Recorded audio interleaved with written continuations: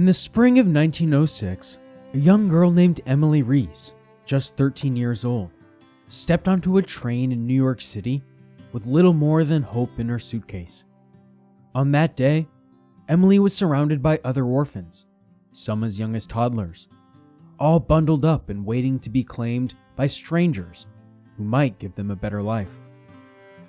As the train pulled into a small town for one of its scheduled stops, Emily peered through the crowd at the station, looking for familiar faces.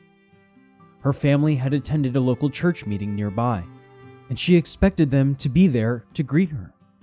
But as minutes passed and the platform began to empty, panic set in. A woman from church approached her gently, delivering the news no child should ever hear. The family had left without her.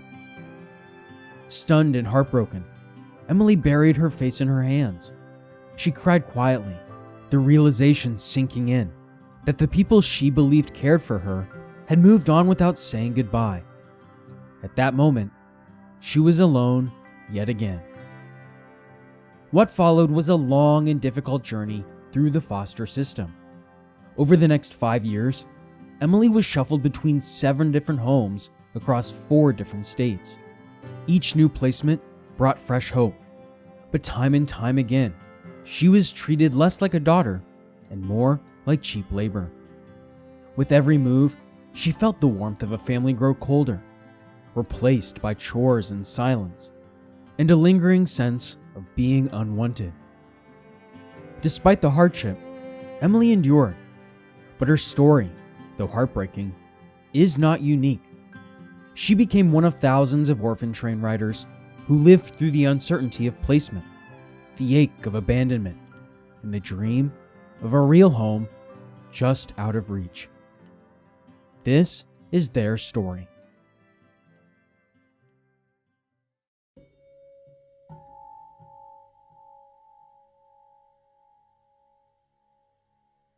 In the 1800s, America's big cities, places like New York, Boston, and Philadelphia, were bursting at the seams.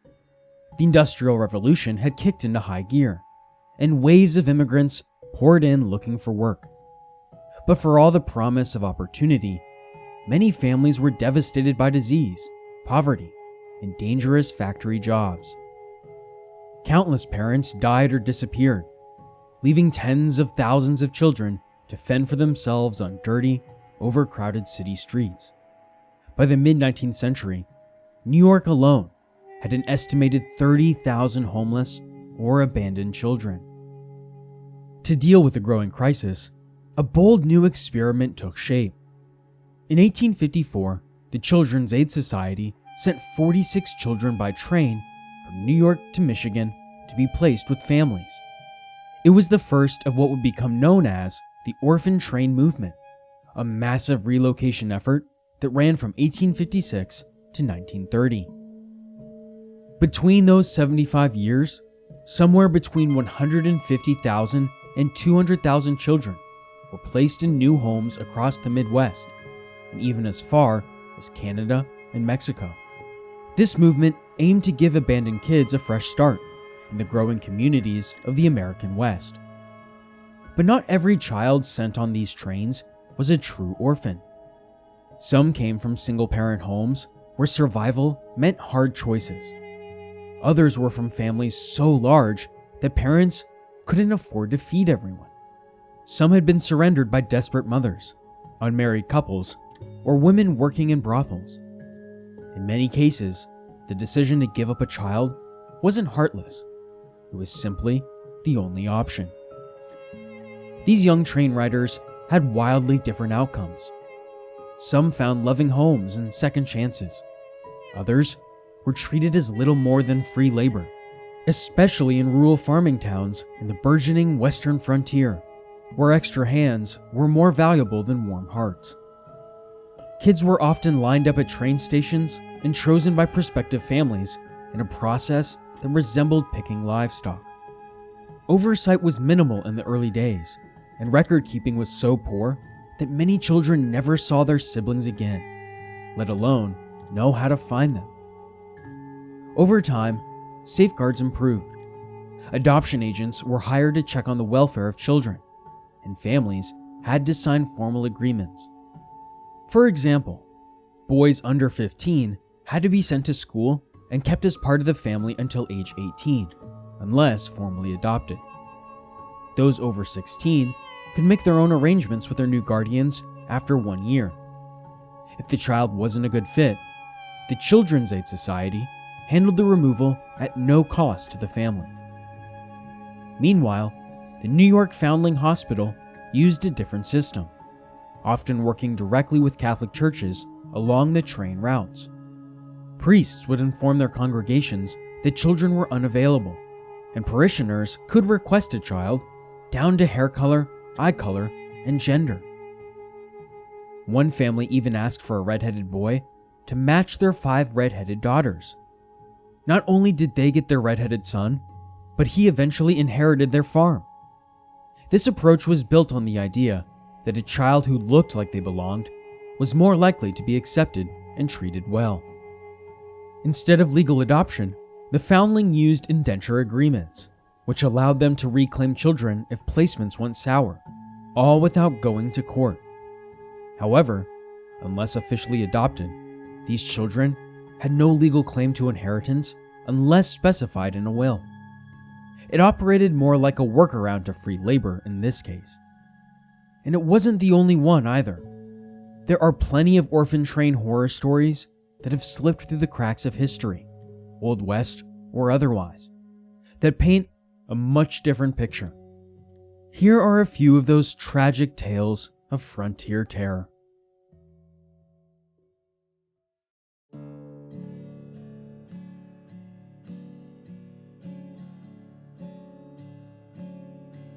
As with many well-intentioned efforts throughout American history, the orphan train movement came with a darker side that's too often left out of the story. Not every child who stepped off those trains found a loving home or a second chance. In fact, some found only hardship, pain, and exploitation. While many families genuinely opened their hearts to these children, others saw an opportunity for cheap labor, another set of hands to work the fields or tend to the livestock. Some kids were taken in with no intention of giving them a real place in the family, treated more like property than people. Mistreatment ranged from emotional coldness to outright physical abuse. Some children were beaten. Others were forced to lie to the Children's Aid Society agents during follow-up visits, told to smile and say everything was fine, or risk worse consequences. These weren't rare cases either. They were frequent enough that critics began drawing parallels to slavery. Kids were quite literally lined up for inspection, chosen based on appearance or strength, and held to impossible standards that even the biological children in the household weren't expected to meet. If they disappointed prospective parents or simply didn't fit, they were sent back and returned like damaged goods. Many children were shuffled from home to home for reasons as shallow as their attitude, the shape of their nose, or the fact they didn't look how someone expected. One child was returned for stealing a cookie. Another was handed back because they didn't behave the way the new parents thought a, quote, grateful orphan should. The emotional impact of this kind of rejection is hard to overstate too. When you're passed around as a problem to be solved, rather than a person to be cared for, it can fracture your sense of self in ways that linger forever. The first of what would become thousands of orphan trains arrived in the small town of Dowagiac, Michigan on October 1st, 1854. On board were 45 children from New York City, escorted by E.P. Smith of the Children's Aid Society. When they arrived, Smith stood before a curious crowd and described the children like one might describe livestock.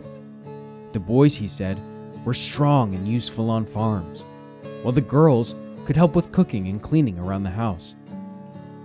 By the end of the week, all but 8 had been placed with local families. Smith took the remaining few to Chicago and sent them by train, unaccompanied, to an orphanage in Iowa, where Reverend C.C. Townsend planned to match them with nearby farming families in need of extra hands. Just like that, the experiment was deemed a success, and a flood of similar expeditions followed. The orphan train movement was officially underway. Years later, in 1912, the Daily Independent out of Grand Island, Nebraska, painted a picture of the process that makes modern readers squirm. Families ordered children by age, gender, or even skin complexion, and most left satisfied. When that orphan train pulled into town, the children would be cleaned up, lined up, and expected to sing, dance, or recite Bible verses, anything that might make them more appealing to a stranger deciding whether to take them home. Competition could be fierce, especially for certain types of children, and it wasn't uncommon for brothers and sisters to be split apart. Each child who was chosen received a new outfit and a Bible before heading to their new home. But the emotional toll ran deep, especially for those who traveled with siblings. One such boy was Lee Nailing, who left New York with his two brothers. His account of the experience is gut-wrenching. Upon arriving at a church where the selection was to take place, the children were told to stand at the front. Adults began pouring in, examining them like goods at a market. Lee held his youngest brother Gerald in his arms, while his other brother, Leo, clung tightly to his leg. A tall man in overalls approached, grabbing Lee's arm, muttering that he was, quote, a bit scrawny, and walked away to choose another boy. One by one, the numbers were called. Lee watched as children were led off by strangers, and though he was afraid of being picked, he also began to feel rejected, like no one wanted them. The three boys remained together through a few towns, enduring lineup after lineup. Each time, Lee felt torn, relieved to stay with his brothers, but deeply hurt by the rejection. He had seen other siblings torn apart, watched their tearful goodbyes, and began to wonder how long they could manage to stay together.